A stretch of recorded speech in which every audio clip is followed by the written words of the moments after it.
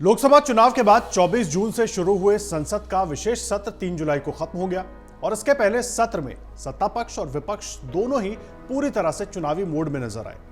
सत्र के खत्म होने के बाद सबसे ज्यादा चर्चा राहुल गांधी और उनके 90 मिनट के भाषण की रही। देखिए, लोकसभा में जो उनका संबोधन रहा उसकी सबसे ज्यादा चर्चा रही। आपको बता दें कि सत्र के दौरान सदन में प्रधानमंत्री नरेंद्र मोदी ने उन्हें बाल बुद्धि वाला और फेल बताया। आपको बता दें कि सत्र के दौरान सदन में प्रधानमंत्री नरेंद्र मोदी ने बिना नाम लिए हुए उन्हें बालक बुद्धि और फेल बताया तो कांग्रेस के नेताओं ने कहा कि राहुल गांधी विपक्ष के नेताओं की धुरी बनकर उभरे हैं। वहीं देखिए, राजनीति के जानकारों की अगर माने तो इस सत्र में कांग्रेस सांसद और विपक्ष के नेता राहुल गांधी एक बड़ी राजनीतिक उपलब्धि उन्होंने हासिल की। और देखिए, वहीं पर अगर राजनीति के जानकारों की माने तो इस सत्र में कांग्रेस नेता राहुल गांधी ने विपक्ष के नेता के रूप में एक बड़ी उपलब्धि हासिल की। आपको बता दें कि राहुल गांधी सत्र की शुरुआत से समापन तक सत्ता पक्ष के हमलों के केंद्र में रहे। राहुल गांधी ने धन्यवाद प्रस्ताव पर चर्चा के दौरान 90 मिनट के अपने संबोधन में भगवान शिव और उनकी अभय मुद्रा का जिक्र करते हुए बीजेपी पर जमकर हमला बोला। राहुल गांधी ने अपने संबोधन में किसान, जवान, अग्निवीर जैसे तमाम मुद्दे उठाए। और इतना ही नहीं, राहुल गांधी ने इंडिया ब्लॉक की सरकार बनने पर अग्निवीर योजना खत्म करने की बात भी कही।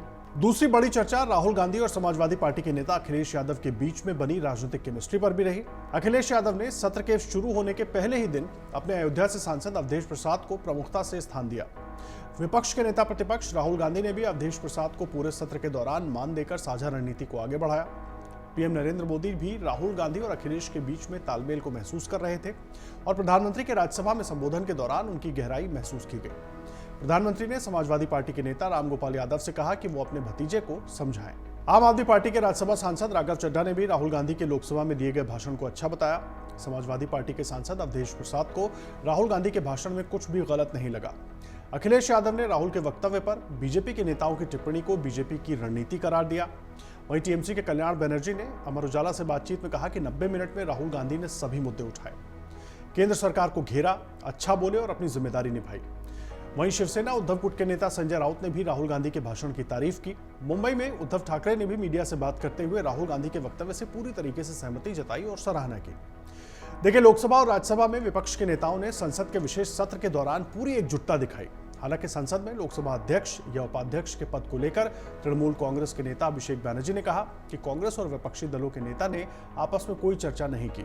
देखिए, ममता बनर्जी ने लोकसभा में उपाध्यक्ष के पद के लिए बिना आपसी चर्चा के लिए विपक्ष की तरफ से अवधेश प्रसाद को उम्मीदवार बनाए जाने का सुझाव तक दे दिया और ऐसा माना जा रहा था कि इसका असर संसद के दोनों सदनों में देखने को मिल सकता है। देखिए, सत्र की शुरुआत से लेकर खत्म होने तक 3 मुद्दे छाए रहे: संविधान, आरक्षण और नीट पेपर लीक। लोकसभा में नए सदस्यों के शपथ ग्रहण से लेकर पक्ष विपक्ष के नेताओं के संबोधन तक संविधान का मुद्दा छाया रहा। एनडीए और इंडिया ब्लॉक दोनों ही गठबंधनों के सांसद अपने अपने संबोधनों में एक दूसरे को आरक्षण विरोधी बताते नजर आए।